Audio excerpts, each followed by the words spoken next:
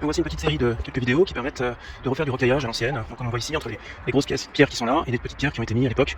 Le problème c'est que le joint en chaux se dégrade, part en poussière, et donc les petites pierres sont parties ici, et il n'y en a plus. Donc on va essayer sur une petite partie de remettre ces petites pierres, donc c'est ce qu'on appelle la technique du recaillage. Donc on va venir ici remplacer un petit peu le mortier. Donc là, faut buriner jusqu'à obtenir une profondeur homogène et des pierres qui soient relativement propres pour éviter en fait qu'il ne reste du mortier qui ne tienne plus, qui serait gênant après pour la chaux. Donc là, je suis passé un coup de burin en fait pour nettoyer, mais on voit qu'il y a de la poussière, donc ça c'est absolument à enlever, puisque sinon le mortier ne tiendra pas. Donc il faut absolument qu'il y ait 2 à 3 cm partout, même au niveau des petits interstices, sinon ce qui va bien pour nettoyer, c'est la brosse métallique, qui permet d'obtenir des gorges de joints bien propres. La chaux que je vais utiliser sera en fait de la chaux hydraulique, la NHL 3.5, qui indique un petit peu sa pureté. Donc qui dit chaux hydraulique, dit chaux qui va carbonater à l'eau. Si on loupe le mur va absorber l'intégralité, une grande partie de l'eau qui est située dans le mortier, et celui-ci va s'effriter, va pas devenir dur. Donc il est très important la veille de l'application de la chaux d'asperger un petit peu le mur pour venir l'humidifier, et également quelques minutes avant l'application le jour même. Ça permet aussi d'enlever la poussière. La chaux que je vais utiliser sera en fait de la chaux hydraulique, la NHL 3.5, qui indique un petit peu sa pureté. Donc qui dit chaux hydraulique, dit chaux qui va carbonater à l'eau. Si on loupe le mur va absorber l'intégralité, une grande partie de l'eau qui est située dans le mortier, et celui-ci va s'effriter, va pas devenir dur. Donc il est très important la veille de l'application de la chaux d'asperger un petit peu le mur pour venir l'humidifier, et également quelques minutes avant l'application le jour même. Ça permet aussi d'enlever la poussière. Donc le mur est propre, il est humide, il n'est pas ruisselant non plus, pour permettre en fait une bonne accroche du mortier. De la même manière, les rocailles ont été préalablement plongées dans l'eau pour pouvoir s'imbiber d'eau au niveau de celles qui sont un petit peu poreuses, et pour ne pas, pour la même raison, prendre l'eau en fait du mortier. Donc l'idée est de les sortir quelques minutes avant de les mettre pour éviter qu'elles ne ruissellent, qu'elles soient juste en fait humides à cœur. Donc très important d'humidifier le mur la veille de l'application du mortier et de plonger les rocailles dans l'eau. Également très important, il faut qu'elles soient nettoyées, exemple d'anciens mortiers si on les réutilise, ou de poussière, etc. et de terre. Par exemple, celle-ci gagnera à être brossée, la brosse métallique, puisqu'on a des traces de mousse. Pour faciliter le positionnement des rocailles, il est utile en fait de les étaler sur une grande surface et de les classer un petit peu par taille pour au moment de l'application avoir un choix d'application. On peut également simuler un petit peu le positionnement des rocailles avant application pour voir celles qui peuvent rentrer et les mettre de côté.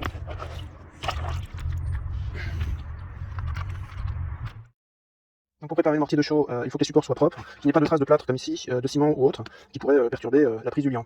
Le mélange peut varier, mais généralement c'est 7 volumes de sable pour 4 volumes de chaux, et on peut également adjoindre ce qu'on appelle la mignonnette, c'est-à-dire la petite pierre, à 1,5 volume.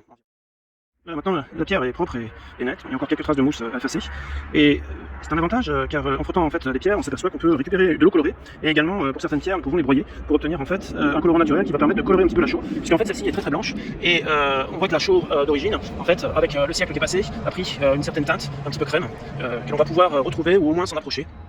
En mélangeant en fait au mortier un petit peu de poudre de pierre ou en utilisant de l'eau teintée pour créer.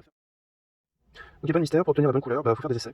Moi j'ai remarqué qu'en mélangeant de la pierre qui a la couleur désirée à la chaux, avec 2 fois plus de poudre de cette pierre-là que de volume de chaux, on arrivait à dégrader un petit peu la blancheur de la chaux pour obtenir un mortier qui a cette couleur crème là, qu'on observe également en fait sur le mur, donc il y a plus de 120 ans.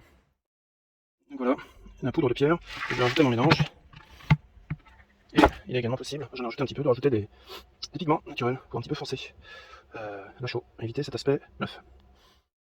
Les outils, pas de plâtre comme là, sinon gare au problème. Éviter la rouille également, avoir des outils bien propres, c'est important. Donc là pour la chaux, c'est très important de mettre très peu d'eau. Pourquoi? Parce que contrairement à d'autres types de mortiers, la chaux tout de suite elle va saturer en eau. Donc elle doit conserver sa nature, elle doit être absolument pas liquide, et plutôt essayer de la rendre collante, quoi. Donc on voit que en fait, quand on appuie sur le mortier, ça crée des petites boursouflures, et on voit très bien en fait sur le mur d'origine que les pierres ont été mises de cette manière. Ici la pierre en fait, a été mise après la chaux, et on voit la petite boursouflure autour que les artisans de l'époque ont laissé, qui a un peu disparu avec le temps, mais sur certaines pierres on voit encore. On voit bien que la pierre est rentrée dans la chaux. Donc il faut bien mettre en premier la chaux, et ensuite mettre les petites rocailles, les petites pierres, et taper avec le dos de la truelle pour les faire rentrer, et essayer d'obtenir quelque chose de plein.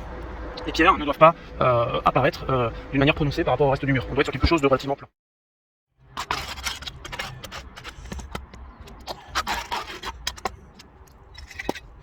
Alors on peut éventuellement récupérer les trous, un petit peu tasser, mais il ne faut surtout pas presser. Pas nécessaire, si ça tombe, c'est pas grave, on peut le reprendre. S'il y en a un peu sur les pierres sur le côté, c'est pas grave non plus, on le fera par la suite. Je suis pas un professionnel non plus, je sais pas si on voit la caméra. C'est les cavités derrière qui vont éviter que le reste tombe. Et ce qui est par terre sur le carton, on peut le ramasser et le remettre, puisque en fait ça sèche sous plusieurs. Donc voilà, le mortier a été projeté, donc on voit qu'il a été projeté parce qu'il n'est pas aplani avec la truelle. On a des petites sphères, des petits boudins, voilà. Donc on voit que la couleur est très proche en fait du mortier d'origine, il faut pacifier, il va blanchir en séchant. Donc j'en ai foutu partout par terre, mais c'est pas grave, à chaque fois que ça tombe je reprends et je reprojette. Voilà. Donc il est légèrement en retrait par rapport en fait aux pierres, mais c'est pas grave, au contraire, quand je vais mettre les pierres, il va ressortir. Et puis le fait de mettre les pierres va venir boucher un petit peu les alvéoles, les trous donc voilà, j'ai placé quelques pierres, donc on voit les boursouflures apparaître, puisque en fait j'ai placé la pierre et ensuite je vais taper avec la truelle plutôt, une langue de chat, pour vraiment par vibration ancrer la pierre dans le mortier. Donc on voit ces boursouflures là, quand elles sont trop nettes, on peut venir les enlever avec un coup de langue de chat, mais c'est exactement le même motif qu'on voyait en fait apparaître à l'époque sur les petites, ici en petit, autour des petites pierres. Donc on voit que les artisans d'époque ont parfois un petit peu aplani le joint, on verra un peu après, pour éviter les trop grosses boursouflures, mais c'est le résultat qu'on souhaite. Donc on voit bien que de loin, on ne voit plus le joint sur cette partie là, on voit que la pierre, c'est vraiment l'effet obtenu.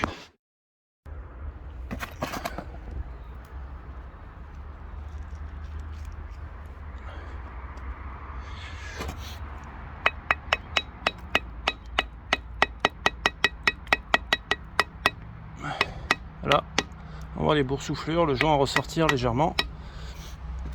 Et après ça tient.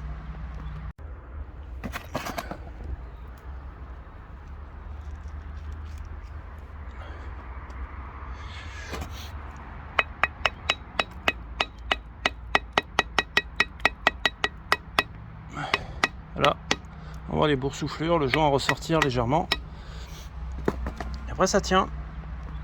Voilà, j'ai mis les pierres sur toute la partie de la zone de travail. On voit que c'est relativement plan par rapport au mur. On a des petits dévers, bon, c'est le jeu. Par exemple, on a cette pierre qui est plus proéminente par rapport à celle-là, mais qui est quasiment au même niveau que celle-là. Évidemment, on a des écarts, mais j'ai pas de pointe. J'ai utilisé toujours les faces planes. Des pierres, donc de loin ça choque pas. Voilà. Alors il y a des petits trous qu'on pourrait emboucher. Ici un trou où on peut avoir des insectes qui vont se mettre. Mais bon, ça fait partie aussi de la nature de la pierre. Ici pareil, j'ai un dévers. Là j'ai laissé comme ça. On pourrait rajouter un peu de chaud ultérieurement. Voilà, c'était juste pour l'exemple. On voit que de loin, on voit plus loin. On a une apparence en fait de mur en pierre unique. Ce qui est très important, c'est de bien taper sur les pierres assez fort. On voit d'ailleurs qu'à l'époque, les Italiens qui avaient ramené cette technique tapaient tellement fort, là j'ai pas d'exemple, et que les pierres étaient parfois cassées. Donc il faut bien taper plusieurs fois, parce que comme le béton branché, en fait, c'est les vibrations qui vont chasser l'air et qui vont faire que la pierre va tenir. D'ailleurs à ce sujet-là, donc j'ai utilisé, comme je disais tout à l'heure, de la chaux hydraulique, donc qui se solidifie à l'eau. Donc le phénomène de carbonatation va se faire à l'eau. Et donc quelques heures après, on peut rajouter un petit peu d'eau avec un pulvérisateur pour relancer un petit peu ou aider en tout cas la réaction. Surtout pas brosser et laisser comme ça. Donc ça va prendre 80 jours à peu près pour se solidifier. Donc il faut généralement travailler en dehors d'une période de gel.